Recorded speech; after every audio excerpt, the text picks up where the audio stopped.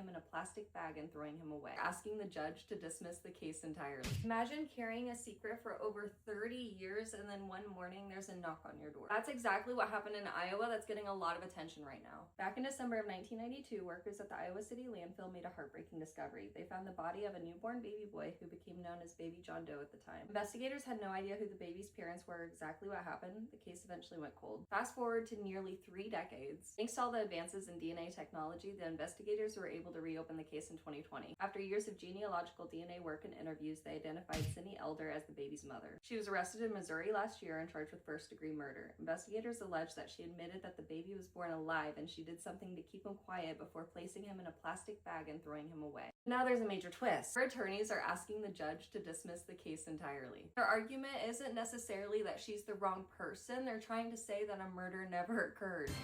According to the court filings, the baby's remains were exhumed in 2021 for a new autopsy. The medical examiner reportedly could not determine the cause of death or even say certainly whether the baby was born alive or stillborn. Her attorneys also argue that the investigators essentially fed details to Elder during the lengthy interrogation. They claim that many of the statements prosecutors point to as admissions were suggested first by investigators. Elder repeatedly said that she couldn't clearly remember what happened because it had been decades and the birth was traumatic. Prosecutors, however, believe that they have enough evidence 30 years later to not dismiss this case. The judge ultimately has to determine whether there's enough evidence for a trial. Some believe that DNA finally brought justice. Others question the reliability of your memory 30 years later, especially when medical evidence can't support the question, was this baby born alive? I think ultimately that's what this case comes down to. Not whether or not she was the baby's mother, but can the prosecutors prove beyond a reasonable doubt that a murder occurred?